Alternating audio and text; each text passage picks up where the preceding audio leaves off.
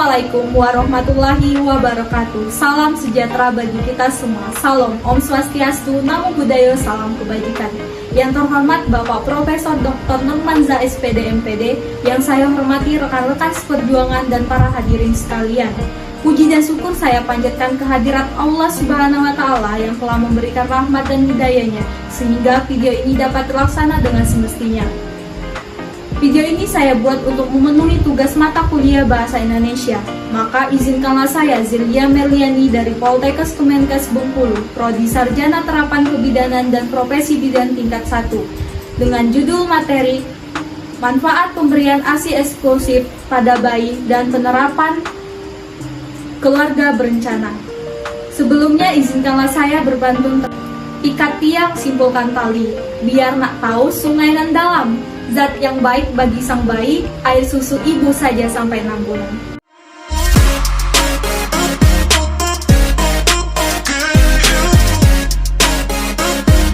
Enam bulan lebih eksklusif bersama Cita dan Boni.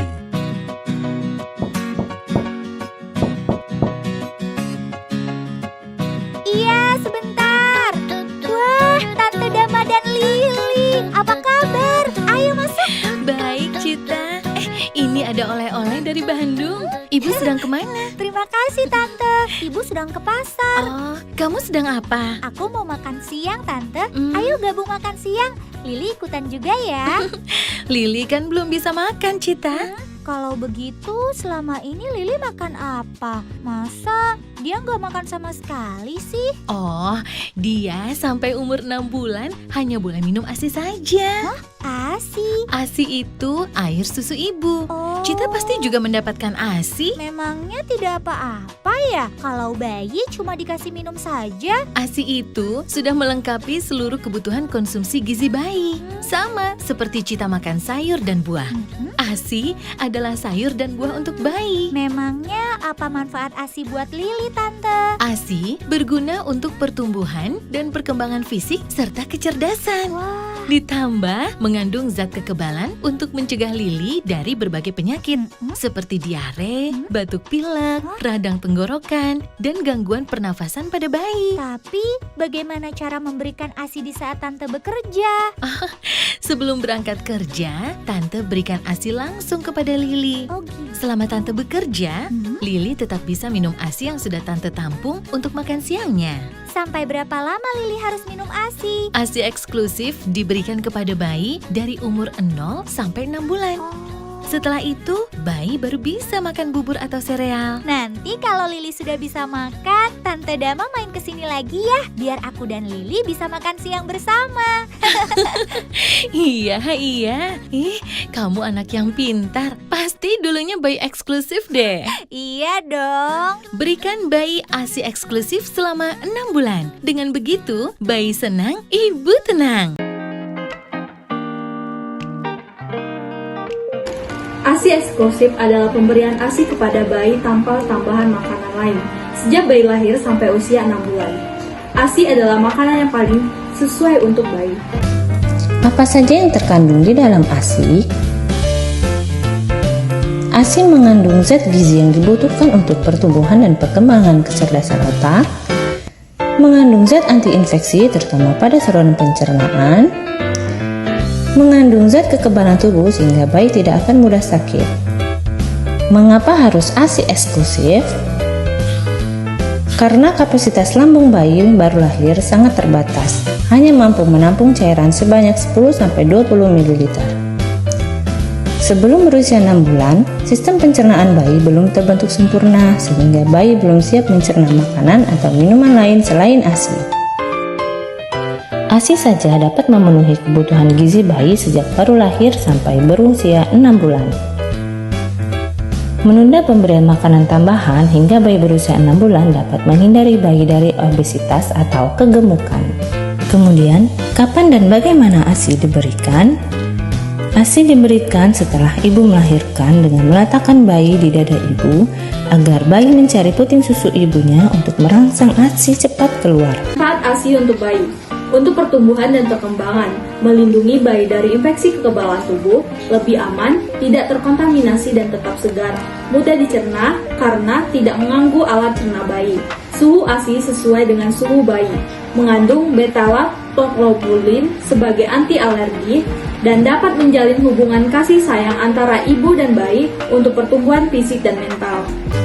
Kemudian, manfaat pemberian ASI bagi ibu yang pertama, mencegah perdarahan, mendorong terjadinya kontraksi uterus dan mempercepat proses involusi uterus, mengurangi berat badan, mengurangi resiko terkena kanker payudara, praktis dan ekonomis, serta sebagai alat kontrasepsi. Ada juga manfaat pemberian ASI bagi keluarga, tidak perlu biaya untuk pembelian susu formula, tidak perlu khawatir dan tenaga untuk menyiapkan susu formula, tidak perlu waktu dan biaya untuk mengobati bayi yang sedang sakit, mengurangi biaya dan waktu untuk memelihara kesehatan ibu.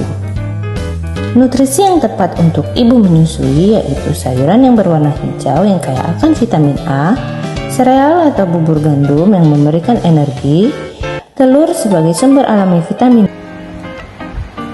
Adapun faktor yang mempengaruhi penggunaan ASI. Yang pertama ada perubahan sosial budaya, yang dimana meniru teman, tetangga, atau orang termuka menggunakan susu botol.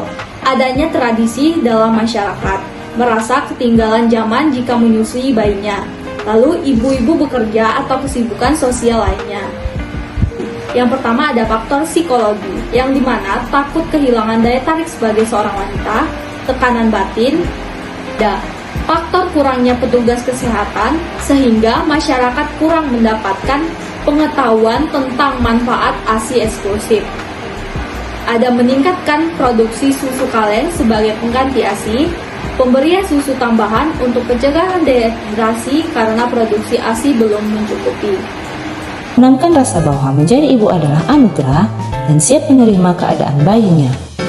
Cara menjaga kualitas dan produksi ASI dengan memijat payudara secara teratur dan sering menyusui, menggunakan payudara kiri dan kanan secara bergantian tiap kali menyusui. Posisi ibu bisa duduk atau tidur dengan suasana yang tenang dan nyaman. Kemudian, isapan bayi harus benar, yaitu sebagian besar areola masuk ke mulut bayi, dan ibu sebaiknya selalu mencuci tangan. Kemudian, ibu harus menjaga ketenangan pikiran, menghindari kelelahan, membuang rasa khawatir yang berlebihan, dan percaya diri bahwa ASINya cukup untuk kebutuhan bayi. Dan ibu yang bekerja dan sulit untuk memberikan ASI secara langsung dapat memompa ASINya setiap hari untuk diberikan kepada bayinya. Adapun peran dan fungsi keluarga bagi ibu yang sedang menyusui, yang pertama, suami dan keluarga harus memahami ibu yang sedang menyusui sangat membutuhkan dukungan dari keluarganya. Keluarga harus memberikan dukungan penuh kepada ibu. Suami dan keluarga harus berpartisipasi menolong dan memenuhi kebutuhan ibu, menciptakan lingkungan rumah yang tenang dan nyaman, serta mendukung dan memfasilitasi ibu untuk melakukan pemeriksaan kesehatan secara berkala pasca melahirkan. KB adalah perencanaan kehidupan masing-masing suami istri dalam melahirkan dan mendidik anak sebagaimana yang diinginkan. KB telah dicanangkan oleh pemerintah sejak tahun 1970 dengan berdirinya Badan Koordinator Keluarga Berencana Nasional yang bisa disebut dengan BKKBN. Untuk mengatur jarak dan mencegah kehamilan agar tidak terlalu dekat, minimal 2 tahun setelah melahirkan. Mengatur jumlah anak agar ibu tidak terlalu sering melahirkan. Mencegah kehamilan yang tidak diinginkan, menjaga dan meningkatkan kesehatan ibu, bayi, dan balita, serta agar ibu memiliki waktu dan perhatian yang cukup untuk dirinya sendiri, anak, dan keluarga. Terdapat 2 metode kontrasepsi. Metode kontrasepsi jangka panjang diantaranya metode operasi wanita dan metode operasi pria, alat kontrasepsi dalam rahim, dan implan. Selain itu, ada juga 3 non-metode kontrasepsi jangka panjang, diantaranya kontrasepsi suntik, pil KB, dan kondom. Pesan ini dipersembahkan. Terima kasih atas perhatian Anda. Semoga paparan ini dapat meningkatkan kesadaran dan pentingnya ASI eksklusif pada bayi dan penerapan keluarga berencana. Sebelum mengakhiri, izinlah saya memberikan 1 buah pantun. Burung dara burung cendrawasih, bisa dicari dulu di Papua. Cukup sekian, terima kasih. Semoga bermanfaat untuk kita semua. Wassalamualaikum warahmatullahi wabarakatuh.